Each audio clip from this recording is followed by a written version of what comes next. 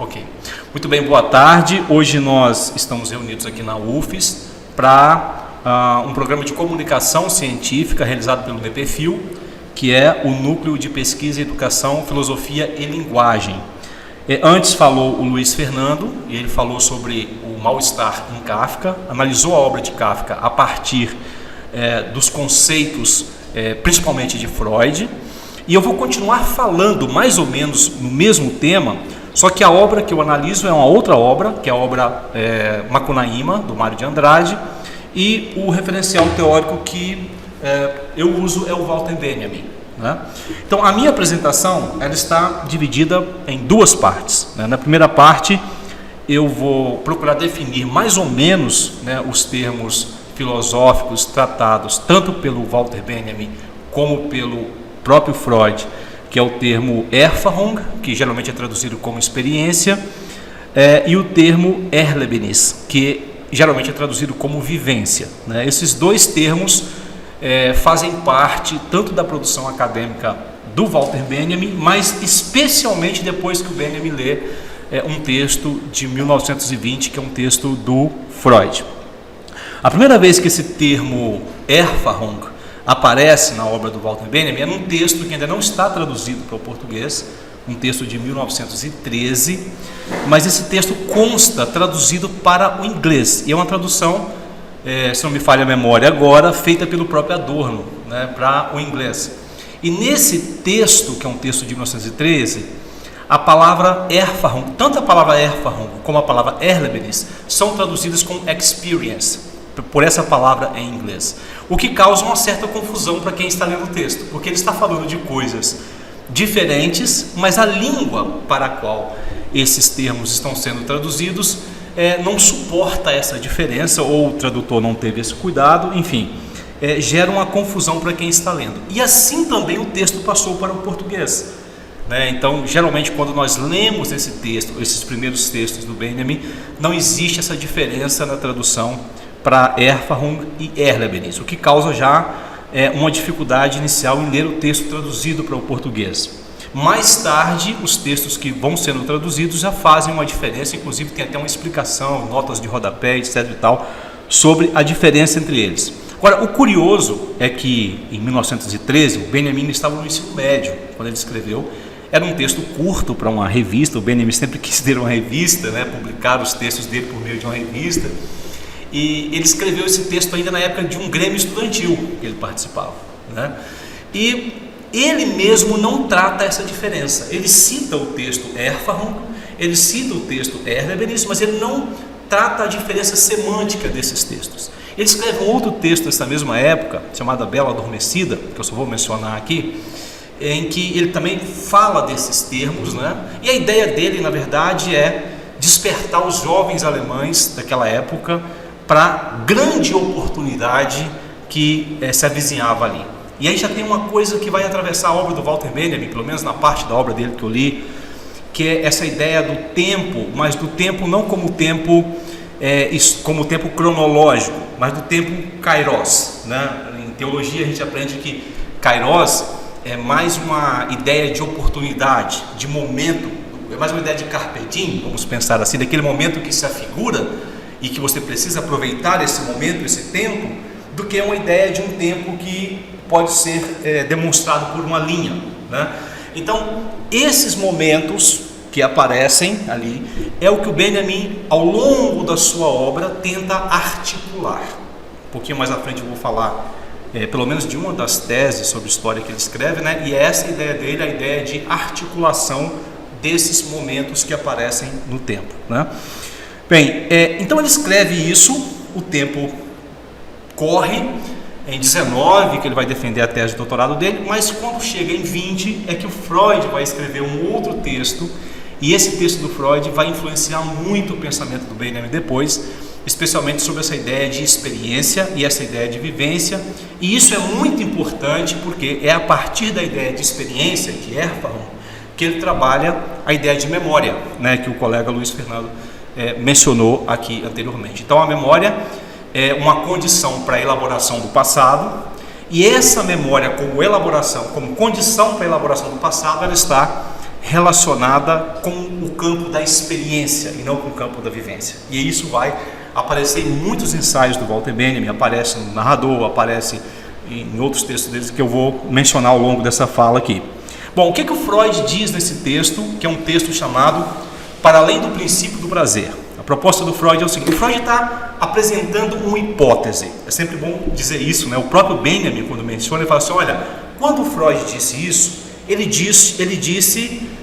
apresentou isso como uma hipótese, e nem eu tenho a pretensão aqui de comprovar essa hipótese. Eu vou pegar também essa hipótese freudiana e vou utilizar aqui para a minha proposta. Qual era a hipótese do Freud? Era uma hipótese de desenvolvimento biológico evolucionista do cérebro, né?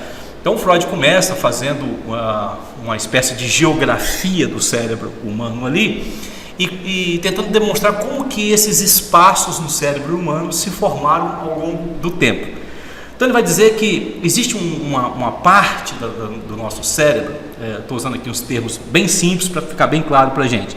Existe uma parte do nosso cérebro que é responsável por receber os estímulos que vêm do mundo exterior. É essa palavra que ele vai utilizar lá. E que ao longo do tempo os estímulos foram queimando essa parte, e ela foi se tornando cauterizada, se tornando inorgânica, o termo que ele usa, e formou uma espécie de filtro entre o mundo exterior, que o tempo todo nos estimula, e a nossa capacidade de compreender, de ter consciência, o campo da consciência que ele está falando, de ter consciência da realidade. E esse filtro é que possibilitou, no pensamento do Freud, a subsistência do ser. Porque se nós fôssemos responder, dizer lá, a todos os estímulos que nós recebemos, a energia que o nosso organismo tem não seria suficiente para isso, e nós morreríamos tentando responder todos esses estímulos. Então essa parte cauterizada, ela funciona como uma espécie de filtro, e ela seleciona os tipos de estímulos que vão entrar, e o estímulo tem uma demora para chegar até a nossa consciência, e é essa demora, ele diz, é que nós podemos decidir a maneira como nós vamos reagir a esse estímulo. Então, para além do princípio do prazer, que ele já tinha escrito uma coisa antes sobre o prazer, então, para além do princípio do prazer, seria uma hipótese para aprimorar o pensamento que ele já vinha desenvolvendo a respeito disso. Mas aí ele mesmo vai dizer que esses estímulos que vêm do mundo exterior, às vezes chegam ao campo da consciência, mas aqueles que não passam pelo campo da consciência, passam ao campo da experiência. E esse campo da experiência, ele não tem a mesma intenção do campo da consciência de remeter para fora, de reagir a esse estímulo. Ele apenas acomoda e forma ali um grande armazém, né, de informações que nós recebemos ao longo da nossa vida. Quando Freud propõe isso, ele discute também a possibilidade da gente retirar desse armazém algumas informações que ainda não vieram à consciência e trazer essa informação à consciência, que era um processo de cura, era um processo que o Freud optava para tratar as pessoas, pelo menos na década de 20, quando ele está escrevendo esse texto. Então, da mesma forma que poderia vir um estímulo do mundo exterior para a consciência, poderia vir um estímulo também do inconsciente para a consciência, né? E aí esse estímulo que vem do inconsciente para a consciência é uma forma de tratamento que o Freud adotou na psicanálise. Quando o Benjamin olha para isso, para essa proposta do Freud, ele escreve um texto. Então aí está o campo, né, da consciência, que é esse campo da Erlebnis, que é esse primeiro campo onde a gente recebe os estímulos, e o campo da experiência, onde esse grande armazém de informações que a gente recebe ao longo da nossa existência. Quando o Benjamin olha para isso, ele começa a escrever os ensaios dele, e essa ideia começa a aparecer aí. Aparece, por exemplo, no texto O Narrador, que é um dos principais textos, inclusive, que eu uso para fazer essa leitura de Macunaíma, do Mário de Andrade. O que o Benjamin faz no Narrador? É um texto de 1936, portanto, assim, o Benjamin morre em 40, então já está assim, bem na produção, a gente não tem como falar de um Benjamin maduro, né, porque morreu muito novo, né, 50 anos, 51 anos, me parece, né, nasceu em 1892 e morreu em 40, então o cara morreu muito novo. E quando ele escreve esse texto do Narrador, ele percebe que esse campo da consciência, que é esse primeiro campo que recebe os estímulos que vêm da realidade, ele está superestimulado exatamente por causa das condições capitalistas e da condição industrial do capitalismo, né? Então, essa condição industrial do capitalismo superestimula esse campo da consciência e permite pouca coisa ao campo da experiência. E ele vai escrever no começo do narrador, analisando aqueles jovens que voltavam da guerra, ele diz assim: por que esses jovens voltaram mudos da guerra? Ele vai dizer: ninguém notou isso? Ele faz uma pergunta, né? Ninguém notou que esses jovens voltavam mudos da guerra? E por que voltaram mudos da guerra? Porque a experiência está em baixa, é o termo que ele usa lá. E a palavra experiência é essa palavra Erfahrung aqui, agora já com toda essa carga semântica que ele não tinha dado em 1913, mas que ele dá agora ao escrever o narrador. E ele fala: eu posso provar isso. Eu vou mostrar um outro modo de narrar, anterior a esse que está acontecendo agora, e a gente está falando da década de 20, década de 30, que ele está observando os jovens depois da Primeira Guerra Mundial. Ele fala: eu posso provar isso. E ele recorre a um escritor russo, e tem um porquê dele recorrer a um escritor russo. Primeiro ele teve contato através da amante dele, né? Ele teve contato com a Rússia e com o pensamento marxista e tudo isso. Mas a Rússia era uma comunidade, uma sociedade que havia passado para o plano socialista, para um regime socialista, vamos dizer assim, sem ter passado por um regime intermediário. Antes de 1917, a Rússia era praticamente como aquelas sociedades do medievo, né? Ela era muito, muito diferente daquilo que acontecia no resto da Europa. E ele vai buscar um escritor dessa época, porque é o que está mais próximo, o que está mais acessível a ele. E ele tem muito cuidado ao fazer isso. E disse: olha, quando a gente olha para o Leskov, que é o Nikolai Leskov, o escritor que ele vai é o Nikolai Leskov. Curioso, ele não vai nem no Tolstói e nem no Dostoiévski, nenhum desses dois. Ele menciona os dois, mas ele vai exatamente no Nikolai Leskov, que era um escritor completamente diferente do Tolstói e do Dostoiévski. Completamente diferente, né? E ele fala assim, ele disse: olha, quando a gente olha para o Leskov a uma certa distância, é esse termo que ele usa. Quando você olha para ele de uma certa distância e de um certo ângulo, você vê nele o narrador que eu quero trazer aqui, a palavra Erzähler, né? Que inclusive também quase tudo no Benjamin tem um duplo sentido, né? Então ele diz: você pode ver nele o narrador que eu quero dizer aqui. Mas se você se aproximar muito, essa referência se perde. E ele usa a seguinte metáfora, um grande poeta, né? Ele vai dizer assim: é como você olhar para uma nuvem ou uma montanha de uma certa distância, de um certo ângulo, e enxergar nessa nuvem, nessa montanha, a figura de um animal. Mas se você se aproximar muito daquilo, essa figura desaparece, né? Então ele está olhando as reminiscências. Essa é uma outra palavra também muito cara para o Walter Benjamin, vai aparecer em muitos lugares. Eu gostaria muito de ler, não li ainda uma obra assim que tratasse a filologia do Walter Benjamin. Eu não conheço, né? Conheço uma sobre o Marx que o Alighiero faz, né? O Alighiero Manacorda faz, mas eu não conheço uma do Benjamin. Seria muito interessante ter um tratamento filológico da obra do Walter Benjamin. E ele diz assim: olha, quando o Leskov começou a escrever os livros dele, ele se apropria de histórias que eram carregadas de experiência. A palavra Erfahrung de novo. E por que essas histórias eram carregadas de experiências? Porque eram histórias que passaram de uma geração a outra, sendo contadas por diferentes tipos de pessoas.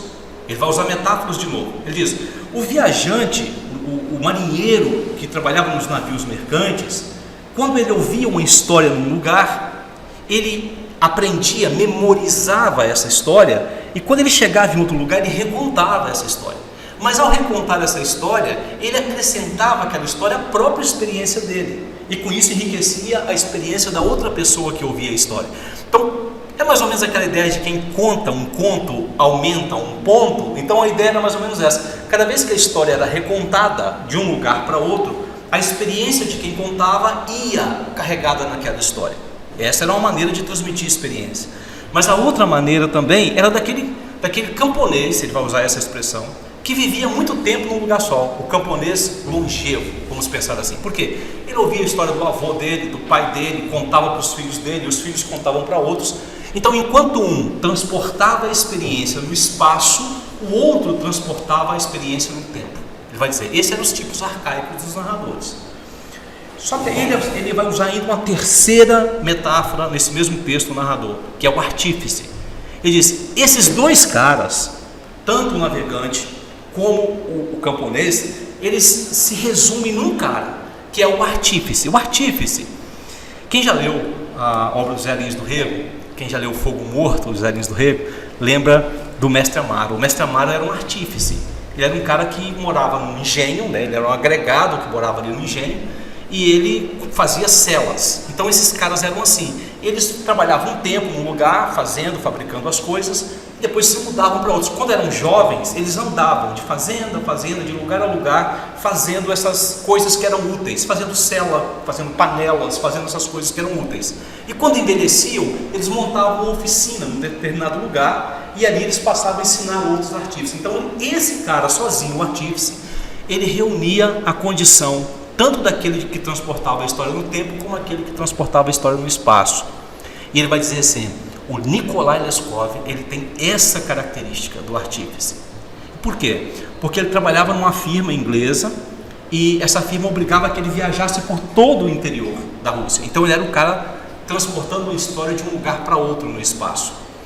Mas também, ao estar em contato com os camponeses que eram longevos e que viveram a vida toda naquele mesmíssimo lugar por onde passava, ele também incorporava nos contos dele a experiência que era transportada no tempo. Ele escreve, o Benjamin cita 8 contos do Leskov. Eu não trouxe o livro para mostrar para vocês, uma pena. A editora 34 publicou agora, né, o livro com esses 8 contos.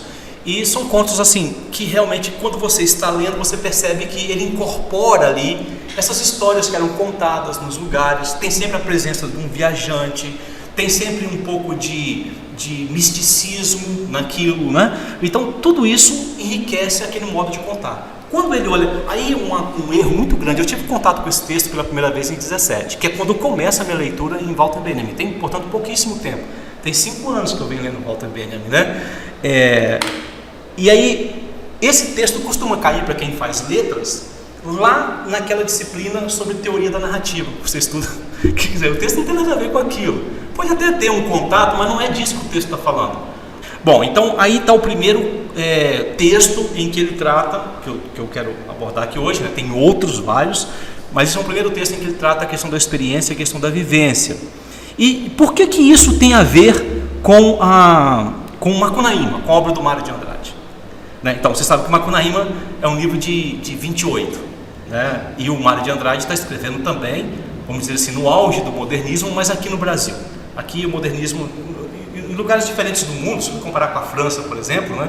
Aqui as coisas sempre chegam um pouco atrasadas, né? O Mário de Andrade está escrevendo aqui. Mas por que eu acho, e eu proponho isso como uma hipótese também, e é o que eu estou pesquisando, por que eu acho que o Mário de Andrade tem muito a ver com Walter Benjamin? Porque ele saiu pelo interior do Brasil a propósito de escrever o Macunaíma, não a propósito de escrever o Macunaíma, mas a propósito de produzir alguma coisa para a Semana da Arte Moderna, né, que sucedeu ali. E ele era formado em música, essa era a formação do Mário de Andrade, né? Ele era um musicólogo, um cara especializado em música. Então ele sai pelo interior do Brasil visitando essas comunidades de povos originários, que foi mencionado aqui inclusive na apresentação do Luiz Fernando, né? Ele sai visitando essas comunidades, mas ele visita também os povos que vivem nas grandes cidades, as gírias que essas pessoas falam, né? E ele começa a juntar tudo isso para poder formar o Macunaíma. O próprio Mário de Andrade, em uma das suas cartas, ele diz assim: a lógica de Macunaíma está em não ter lógica, né? É isso que ele diz. Então, eu vou falar disso daqui a pouquinho, mas o que ele propõe aqui é exatamente quebrar essa proposição de dedução lógica, de história como dedução lógica, de que um acontecimento, daquele acontecimento você deduz um outro conhecimento, né? Um outro acontecimento, vamos pensar assim. Essa proposição de dedução lógica é que o Mário de Andrade procura implodir dentro da obra dele, né? A gente pode pensar assim.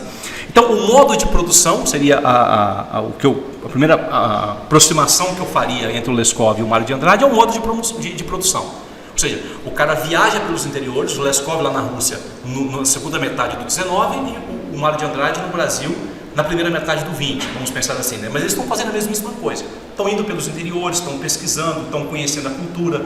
Cultura é uma palavra muito forte para os dois, né? E vão trazer isso e essas histórias que são apresentadas pelo Mário de Andrade aqui, na verdade, são 18 contos. Se você ler Macunaíma, você vê que são 17 contos, na verdade, porque aquele capítulo 9 do meio ali, Cartas e Caminhabas, é uma ironia, né? Ali ele vai fazer uma piada com Raul Pompeia, com esses caras do pré-modernismo que escreviam de um jeito difícil, então ele escreve esse capítulo 9 ali para isso. Mas então é o modo de produção. E a experiência na forma de contar a história, né? Porque essas histórias que estão aqui, apresentadas pelo Mário de Andrade, são histórias que eram contadas ao longo do tempo, que é o que ele está fazendo, mas também ao longo dos espaços, dos diferentes espaços do Brasil. É isso que ele está fazendo. Essa obra aparece do lado de Casagrande Senzala, aparece do lado de Retratos do Brasil, aparece do lado de Raízes do Brasil, que são obras dos grandes intérpretes do Brasil. Essa obra aparece como uma proposta também ali de interpretação do país, o que ele era naquele momento. E uma crítica também, uma ironia aí, a própria obra do Zé de Alencar, né, que procurou criar uma identidade nacional a partir de Iracema, né, e do Guarani. Então ele faz isso com Macunaíma para mostrar um caminho diferente. É uma coisa meio romântica, né? Os filósofos românticos tinham aquele negócio de querer dar um passo atrás, mas não para permanecer lá atrás, para achar uma outra via de vida à frente de novo, né? Eles faziam esse tipo de coisa. O Benjamin lia, tem muito da filosofia romântica no pensamento do Benjamin também. Bem, então esse é o primeiro texto. O segundo texto, que eu acho muito importante, que eu gostaria de mencionar também, é um texto de 39. E esse texto, talvez para esse tema seja o mais importante, que é um texto chamado Sobre Alguns Temas em Baudelaire, né? Se me permite, eu gostaria de ler um soneto. Um soneto é uma coisa pequena, né? Mas um soneto do Baudelaire, que está nas Flores do Mal. Eu não vou ler o soneto de introdução, que é onde o Benjamin começa a falar, né? Que ele fala do tédio e tal. Mas eu quero ler o Albatroz, né? O Albatroz é o segundo soneto da primeira parte, né? O primeiro soneto o primeiro poema é Bênção, e o segundo soneto é Albatroz, né? O Albatroz diz assim: eu não sou um recitador de poema, né? Eu não sei muito bem fazer isso, mas eu vou ler então o poema. Diz assim: às vezes, para brincar, os homens da equipagem prendem um albatroz, ave imensa dos mares, indolente a seguir, amigo de viagem, o barco a deslizar por salobros lugares. Apenas colocado nas pranchas cinzentas, esse rei do infinito, acanhado, sem jeito, deixa pender as asas grandes e alvacentas, como remos por terras sem qualquer efeito. O viajor alado é canhestro e esquisito. Ele tão feio agora, há pouco lindo estava.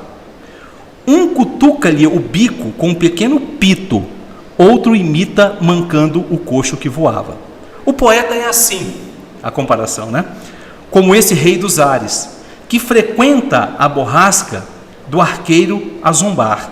Exilado no chão, entre xistes vulgares, as asas de gigante impedem-no de andar. Então o albatroz era um pássaro que ficava voando em torno dos barcos, né, para comer peixes, essas coisas assim. E às vezes o marinheiro pegava um pássaro desse e prendia, colocava no convés da embarcação, do navio, e amarrava com uma cordinha. E como o albatroz é uma ave que voa muito e que pouco anda em terra, em superfície dura, ele não se dava bem ali ao rés do chão, para a gente usar aqui um termo bem do Antônio Cândido, né? Então ao rés do chão ele não funcionava bem, ele mancava, ele era esquisito. E as pessoas da embarcação faziam maldades com aquele animal, pegava a fumaça, puxava, soprava na cara do animal, imitava ele mancando e tal, o imitava mancando, mas se soltasse ele voava majestoso. Mas na impossibilidade de voar, ele era canhestro, ele era esquisito. O Baudelaire apresenta a partir daí, aqui nas Flores do Mal, o sofrimento, a angústia do poeta vivendo numa sociedade vulgarizada, vamos dizer assim, vulgarizada no sentido da própria lógica que a indústria capitalista impunha para as pessoas daquela época. Era um ser preso, e o Luiz Fernando mencionou isso, né, da impossibilidade de sair dessa realidade, ele falava agora há pouco, e é o que está aparecendo aqui. O albatroz é esse ser humano que, por mais que ele tenta escapar da realidade, ele não consegue escapar da realidade, ele está preso ali. Isso chama muita atenção do Walter Benjamin. E ele vai trabalhar grande parte da sua obra. Ele começa falando muito do Goethe, lá na década de 20, 19, mas depois ele passa a falar do Baudelaire, e em vários lugares ele vai falar do Baudelaire. né? E nesse texto, especialmente nesse texto, sobre alguns temas de Baudelaire, ele começa falando de uma obra do Henri Bergson, que é Matéria e Memória, né? E ele diz assim, olha, o Henri Bergson propôs que havia uma possibilidade de uma memória voluntária e de uma memória involuntária. Então, a memória voluntária é aquela que eu quero lembrar. Por exemplo, deixa eu me lembrar aqui agora, onde foi que eu deixei a chave do meu carro? Lembrei, né? Eu forcei a minha mente a buscar aquilo. Mas a memória involuntária é aquilo que acontece, por exemplo, quando o Luiz Fernando estava aqui falando, e eu me lembrei de uma história lá na faculdade onde eu estava estudando. Basicamente é isso que o Bergson está falando. Eu me lembro que em 2012, quando eu não conhecia nada disso aqui, eu escrevi um texto chamado Natal com Gosto de Refrigerante. E até hoje é assim, toda vez que eu tomo Guaraná, eu me lembro do Natal, porque era a única época na nossa casa em que nós tínhamos refrigerante, era no Natal. Toda vez que eu tomo um copo de Guaraná, eu me lembro do Natal, como era na nossa casa, na roça, num lugar que não tinha energia, nem nada, naquela época, em Bituba, interior de Baixo Guandu, né? E é isso que acontece quando o Benjamin está olhando para o Henri Bergson, né? Ele fala assim, olha, isso que ele está propondo tem um problema, porque o Proust tentou fazer isso ao escrever a La Recherche du Temps Perdu, né? Em busca do tempo perdido. Ele tentou fazer isso, e quando o Swann, quando é que o personagem ele tem a memória? Quando é que a memória vem e se apresenta para o personagem? É quando ele come um biscoitinho que se chama Madeleine, né? O nome do biscoito é Madeleine. Quando ele molha esse biscoitinho no chá e come, ele se lembra da infância dele. E aí a pergunta do Benjamin é assim, quem garante que você, quando tenta lembrar do seu passado, você de fato lembra? Porque o personagem não estava lembrando daquilo. Ele não estava lembrando de nada daquilo, ele só lembrou quando ele comeu aquele biscoitinho. Se ele não tivesse comido, ele poderia ter escrito uma biografia dele lá do passado e aquela parte ia ficar fora, porque aquela memória é involuntária. Então, como tem uma parte da memória que é involuntária, essa parte involuntária está relacionada ao campo da Erfahrung, está relacionada ao campo da experiência, né?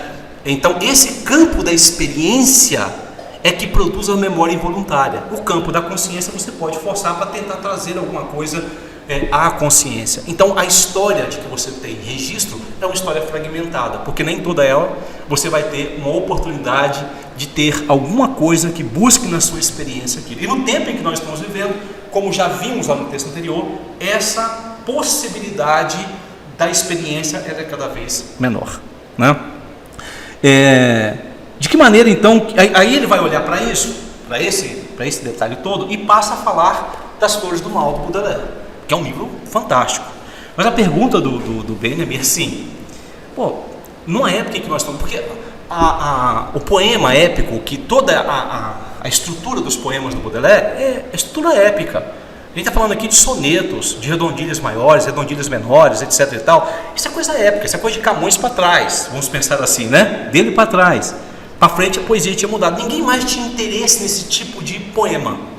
E ele fala, então por que essa obra do Baudelaire, numa época em que ninguém se interessava mais por poesia lírica, fez um sucesso tremendo? Porque isso fez um sucesso tremendo naquela época. Qual é o segredo que está aí?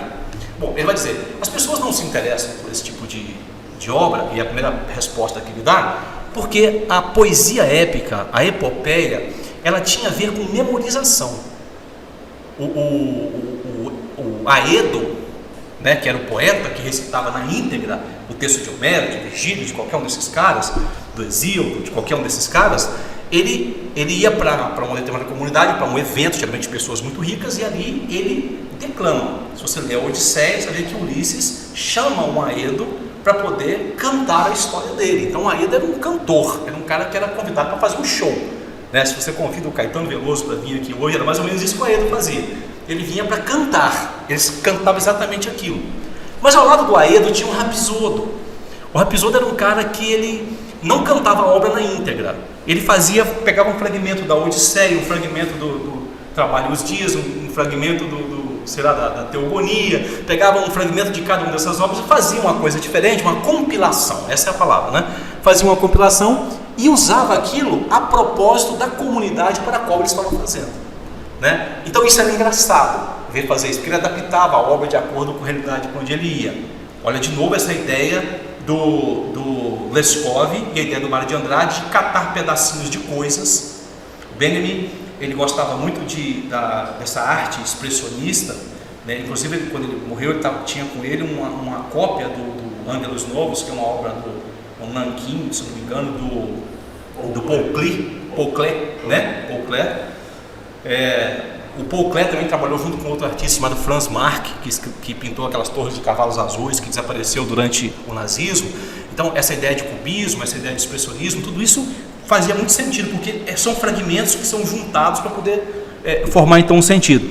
E voltando à ideia aqui, né, o Rapsódo, então, esse cara que junta esses pedaços de coisas para poder formar aquilo que parece, mas não é a epopeia, né?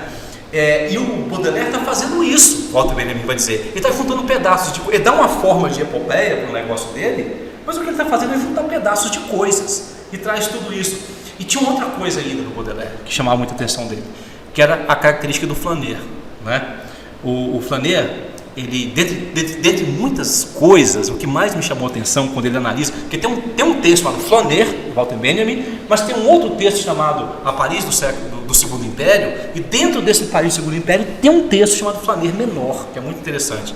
E nesse texto ele diz assim, que o Flaner andava por Paris, e tinha um negócio lá em Paris, na época, que o professor Robson com certeza já analisou isso, porque é a área dele, que eram os dioramas, que é chamado de panorama em algumas traduções que a gente tem aqui. O diorama era um caixote, vamos pensar, é um precursor da televisão, talvez, né? Ele era um caixote com dois planos. Então tinha um vidro na frente, onde tinha uma pintura, e tinha um vidro atrás, onde tinha outra pintura. E quando o vidro de trás era iluminado, você via uma imagem. Quando a pintura mudava para o vidro da frente, dava a impressão de que tinha um movimento, de que tinha uma terceira dimensão. E o Flaner olhava para aquilo, admirava aquilo. E passou a aparecer um texto que era vendido muito em Paris, assim, de mão a mão, que era um gênero que tentava mostrar essas imagens também em 3 dimensões. Esse rompimento com aquela ideia cartesiana de tempo e de espaço, sabe? E ele vai dizer assim, esses livrinhos que apareciam, são essas as palavras do Benjamin nesse texto, esses livrinhos que apareciam, eles tinham 2 planos. Em um primeiro plano aparecia o anedótico, mas no outro plano, que é o plano que está mais atrás, aparecia aquilo que é informativo. Então ele tinha uma frente anedótica, mas tinha um fundo informativo. Esses textos eram assim.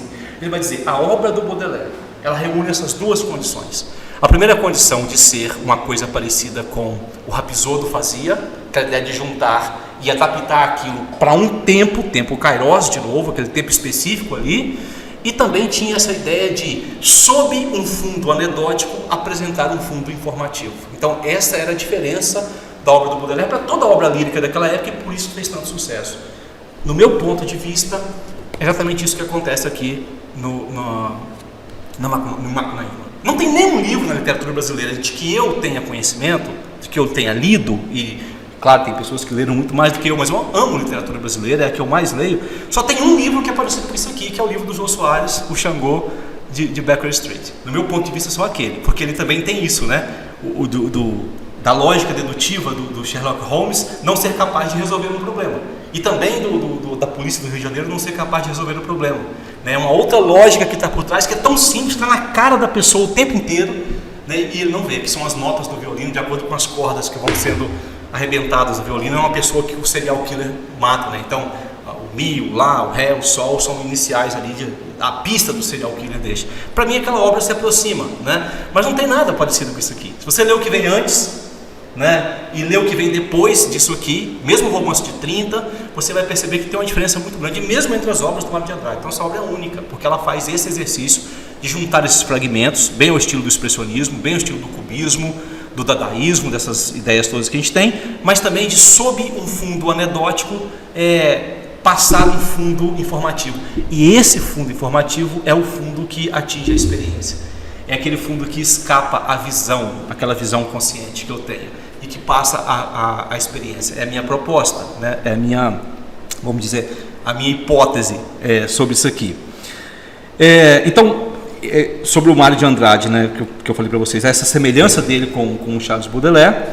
E uma última coisa que eu gostaria de falar, para a gente passar então para uma conversa sobre isso tudo que eu estou trazendo aqui, é o que o Benjamin escreve nas teses dele, que são, eu acho que está nesse, deixa eu ver se é nesse daqui, eu quero ler só o comecinho dela, que é muito interessante, que me chama muita atenção E para mim, assim, talvez seja uma chave para a gente entender o que o Walter Benjamin pensa como história e como que isso aparece aqui também no Mário de Andrade.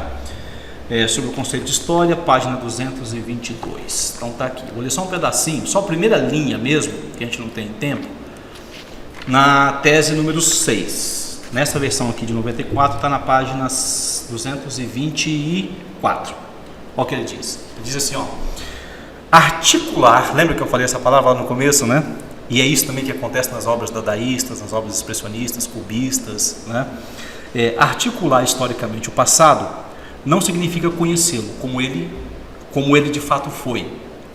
Significa apropriar-se de uma reminiscência, eu também já falei dessa palavra, que era muito cara para ele, tal qual ela relampeja no momento de um perigo. Cara, é muito poético, né? Mas é muito profundo. Essa ideia, o pensamento do Benjamin, eu era muito acostumado a ler o Kant. Eu li Kant durante quase 20 anos da minha vida. E o Kant é um sistema, né, com entradas e saídas, né? Então entra uma informação e ela é modificada e ela sai. Então tem toda essa coisa no Kant. Quando eu comecei a ler o Benjamin, o Bakhtin eu li muito pouco, mas é uma coisa meio parecida, a gente percebe que não tem um sistema, mas tem uma constelação, né, de coisas ali. E o momento, o tempo para o Walter Benjamin são esses pontos. Então articular esses pontos significa articular o braço com o antebraço, porque o braço só poderá mexer e ter algum movimento se ele tiver articulado com o antebraço. Sem essa articulação ele perde qualquer tipo de movimento. Então, a propósito de uma história progressista, e ele era crítico tanto a essa história progressista quanto a história burguesa conservadora, porque as duas não atendiam aquilo que de fato precisava fazer, era preciso articular esses momentos no tempo, e esses momentos são espalhados, como você, por exemplo, o Luiz Fernando está fazendo um resgate de uma memória que na história convencional está perdida, mas na medida que você articula aquele momento lá do passado com a realidade que nós estamos vivendo agora, ela pode de alguma maneira prevenir alguma coisa que está acontecendo em nossos tempos, né? Será? Se a gente olhar, por exemplo, para aquilo que estava acontecendo na Alemanha da década de 28 para frente, 30, 31, 33, quando o poder nazista é alçado ao poder, e até a década de 40 e tudo aquilo que o nazismo fez, será que se nós compreendermos esse momento e articularmos esse momento, ele pode modificar o momento que nós estamos vivendo, por exemplo, aqui no Brasil, as coisas que a gente está vendo que estão começando a aparecer aqui, né? E ele o Benjamin é tão, vamos dizer assim, ele fala isso aqui de uma forma tão forte, que ele vai dizer assim, se nós não fizermos isso, nem os mortos estarão seguros. Ou seja, até a memória daqueles que estão mortos vai ser apagada, da minha memória que a gente estava falando aqui no passado. E o Mário de Andrade faz isso aqui também, né? Então são esses três conceitos que eu queria trazer. O conceito primeiro do modo de narração, porque o Mário de Andrade está viajando como viajou o Leskov. Essa ideia de uma narrativa em dois planos, um plano anedótico e um plano que corre com a informação, e esse plano da informação tem contato direto com o campo da experiência e da memória. E essa ideia de articulação, que quando você lê Macunaíma, e é uma obra que você lê rapidinho também, você senta assim e lê, é uma novela, né? Quando você lê Macunaíma, você percebe, eu tinha até colocado aqui, eu ia até pedir o professor Robson para ler esse texto, que da outra apresentação que eu fiz, eu pedi ele para ler. Mas ele está lá, então eu vou ler o texto. Tem dois textos do Macunaíma aqui, que eu gostaria de ler, para a gente poder terminar essa apresentação de fato. A primeira está no capítulo 5, chamado Piaimã, né? Que é onde surge o mito das raças, e conforme ele é apresentado aqui pelo Mário de Andrade. E o segundo está no último capítulo, que é chamado de Ursa Maior, né, que é o capítulo final onde termina a obra. E eu vou terminar falando dessas duas coisas. Então vou ler o primeiro, está no capítulo 5, na página 37. Piaimã, você sabe, a obra do Macunaíma, toda ela é a história de um indígena que sai de Roraima, vai até São Paulo, e ele vai para recuperar um amuleto, que é o Muiraquitã, que ele perdeu. O Muiraquitã é um presente que ele ganhou porque ele teve uma relação sexual com uma Icamiaba. A Icamiaba era uma ideia de uma tribo indígena, não tinha homens, e numa determinada noite os homens iam para lá, tinha relação com aquelas indígenas, e elas faziam isso para poder fazer a tribo crescer. E quando o guerreiro, que era escolhido por elas, não ele as escolhia, ia embora, ela mergulhava no fundo do rio, tirava um barro verde e fazia um batráquio qualquer, um sapo, uma tartaruga, um bichinho desse qualquer, e dava de presente para aquele guerreiro, e ele carregava aquilo como um amuleto. O Macunaíma, ele encontra-se no meio do mato, quando ele está andando mais os irmãos dele, a esmo, por meio da mata, não é a esmo, tem um motivo para isso, e ele tem uma relação sexual com ela, e aí ele ganha aquele amuleto dela. Mas por uma peripécia dele, ele perde esse amuleto, que acaba na mão de um grande capitalista em São Paulo, né? E esse capitalista começa a ficar muito rico em São Paulo, porque ele tem esse amuleto. E o Macunaíma então vai até São Paulo para recuperar esse amuleto, e ele recupera o amuleto e volta para lá. Então a ideia do Macunaíma é exatamente a ideia da Odisseia. É a ideia do Ulisses, que sai de Ítaca, vai até Troia e depois faz o caminho de volta. O professor Robson se apropria muito disso, especialmente na tese dele, quando ele trata a 12ª rapsódia, né, da Odisseia, que é o 12º canto, que é quando Ulisses passa pelo canto das sereias. Aqui também vai ter isso, só que com um final diferente daquele lá, né, que o professor Robson, que o Ulisses, quando passa, ele se apropria do trabalho dos outros marujos para conseguir escapar. Aquilo que serve para ele não serve para os empregados, né? Os empregados têm os ouvidos tapados com cera. Ulisses está amarrado ao mastro e, portanto, ele pode ouvir o canto das sereias. Ele se entrega sem ser entregue, alguma coisa assim, né? Ou seja, ele pode ouvir o canto das sereias, que seria fatalmente, que o levaria fatalmente à morte, mas ele não morre porque ele tem um recurso para isso, né? Bom, aqui o Mário vai mudar isso, como os rapsoudos também faziam, né? Então, eu vou ler essa parte primeira. Essa parte diz assim, ó. Isso aqui é a parte do mito das raças no Brasil. Olha como é que isso é contado. E tenta ouvir isso que eu vou ler, tendo em vista o seguinte: um primeiro plano anedótico e um segundo plano informativo, como eu falei. Esse segundo plano informativo, que agora já está na nossa consciência, mas quando não está, ele vai à nossa consciência a si mesmo. Olha, uma feita a Sol, Sol é a estrela, então ele chama de, o Mário de Andrade coloca aqui o artigo feminino para Sol, que também é chamado de Vei nesse livro, né?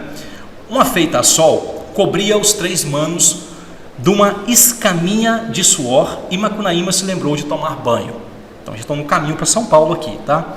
Porém, no rio era impossível por causa das piranhas tão vorazes que de quando em quando, na luta para pegar um naco de irmã, espedaçavam, pulavam aos cachos para fora da água, metro e mais.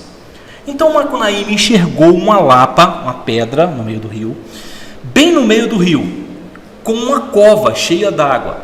E a cova era que nem a marca do pé de um gigante. A bicaram. O herói, depois de muitos gritos por causa do frio da água, entrou na cova e se lavou inteirinho. Mas a água era encantada, porque aquele buraco na lapa era a marca do pé de Sumé, do tempo em que andavam pregando o Evangelho de Jesus Cristo para a indiaiada brasileira. Quando o herói saiu do banho, estava branco, loiro e de olhos azuizinhos. A água lavara o pretume dele, e ninguém não seria capaz mais de indicar nele um filho da tribo retinta dos Tapaiumas. Lembra que ele é um negro retinto que nasce da Índia Tapaiuma, assim que começa o livro, né? Nem bem Jiguê, segundo irmão dele, percebeu o milagre, se atirou na marca do pezão do Sumé. Porém a água já estava muito suja da negrura do herói. E por mais que Jiguê esfregasse feito um maluco, atirando a água para todos os lados, só conseguiu ficar cor de bronze, ou seja, o indígena, né? Macunaíma teve dó e o consolou. Olhe, mano Jiguê, branco você ficou não, porém pretume foi-se, e antes fanhoso do que sem nariz.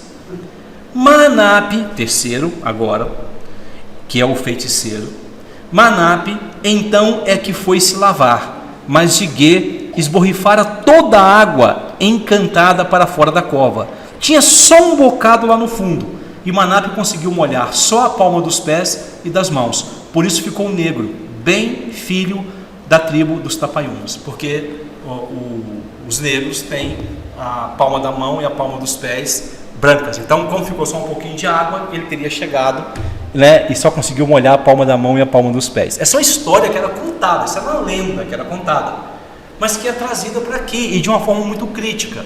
Então, se isso ocorre de uma forma anedótica, porque é engraçado você ler uma história dessa, de outro lado, mostra que o que ocorria no Brasil naquela época era uma justa posição de culturas que chegavam por aqui, do negro, do índio e do branco, o europeu que chegava por aqui, mas que não existia uma cultura específica que era a cultura brasileira. O sem caráter do Macunaíma não é mau caráter, é preciso entender isso. Né? Mau caráter é uma coisa, sem caráter é outra. Sem caráter aqui é sem característica. Não dava para dizer aquilo que os imperialistas diziam, que havia um branco, havia um negro, havia um indígena. Não dava para dizer isso aqui no Brasil. Nós éramos uma cultura e nós não tínhamos uma característica.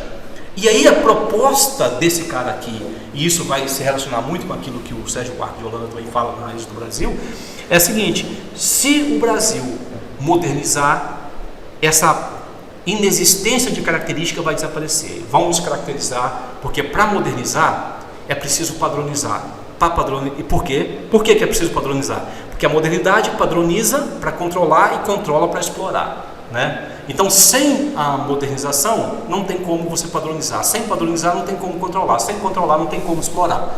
Então, nós ainda não era possível ainda explorar, né? Mas seria logo, assim que a modernidade, conforme estava acontecendo na Europa, chegasse aqui também. Então, veja, tem uma anedota, mas tem uma informação crítica, social, muito forte aqui por baixo.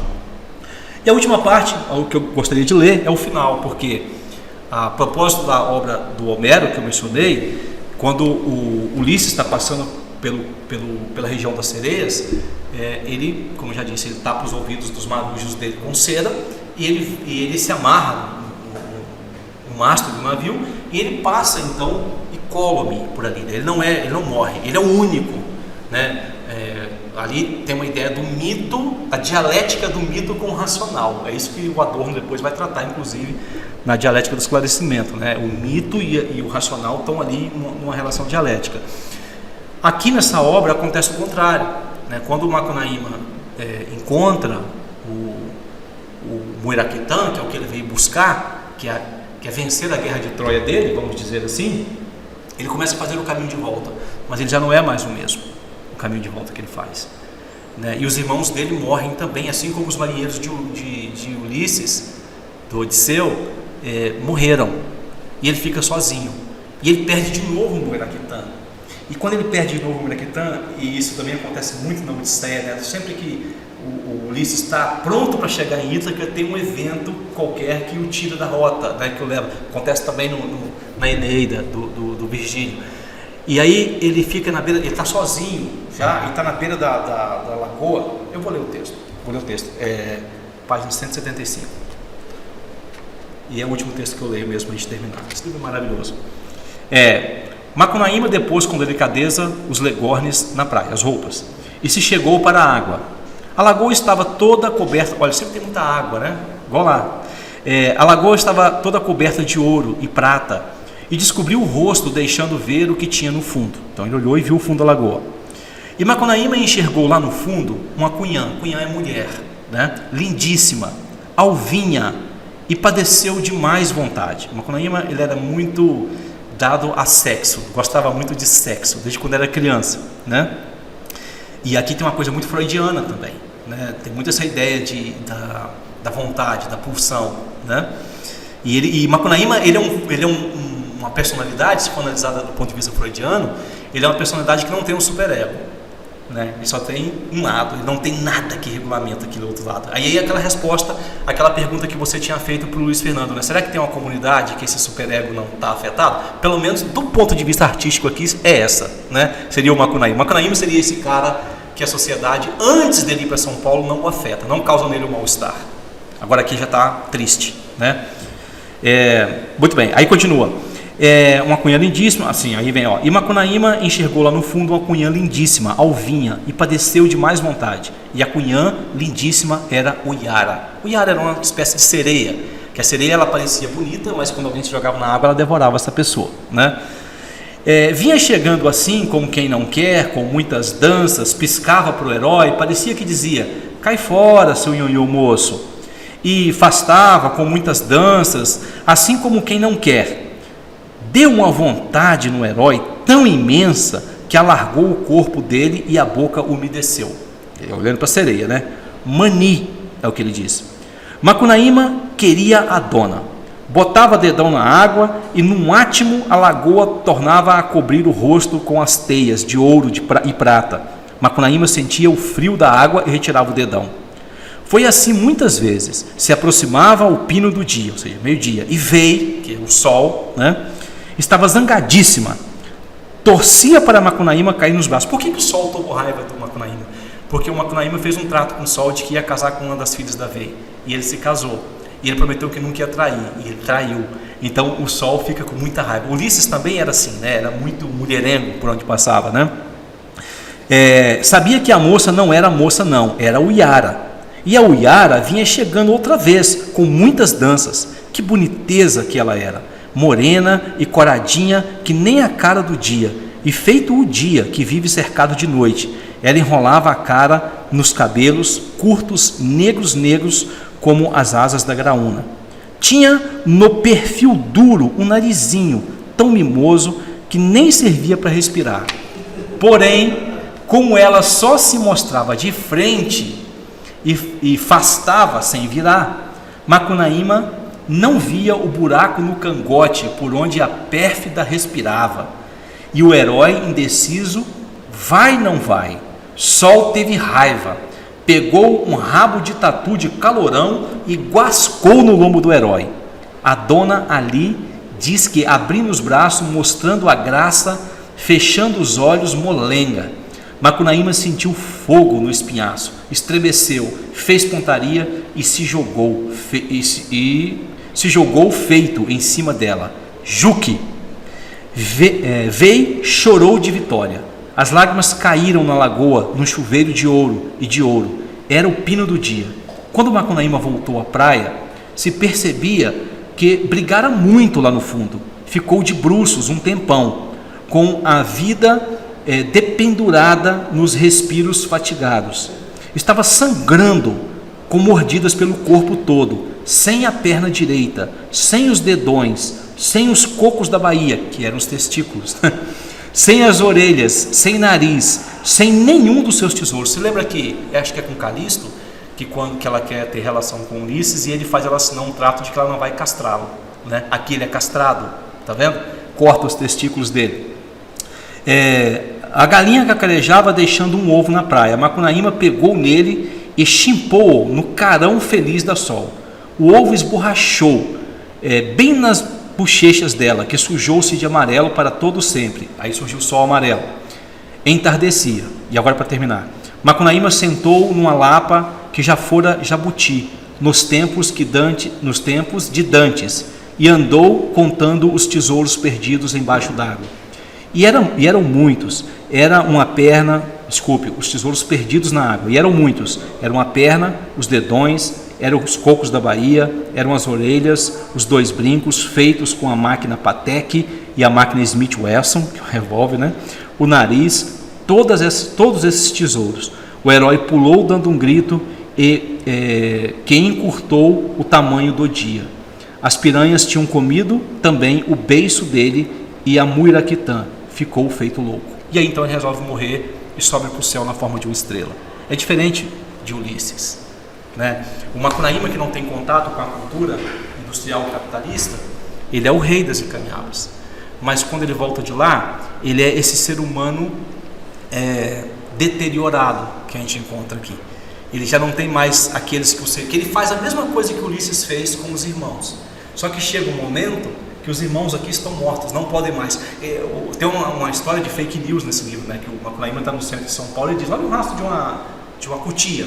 E todo mundo começa a procurar o rastro, procura o dia inteiro. Quando chega no final do dia, ninguém encontra nada e fala assim: mas cadê? Onde é que você disse que estava? Ele disse: não, eu não estou dizendo que tal, eu disse que estava. E aí não tem mais o rastro de cutia e eles querem pegar ele na porrada. Ele diz: não, mas não fui eu que disse, não, foram os meus irmãos. E os irmãos dele vão sofrer. Sofrem tudo por eles, até morrem por ele. Mas quando não tem mais isso, ele também morre, ele também desaparece. Fica subentendido aqui um fracasso daquilo que é anunciado como vitória em Homero, né? Fica anunciado que esse servir-se dos outros para produzir a própria existência também tem um fim trágico, que é esse trágico de Macunaíma aí.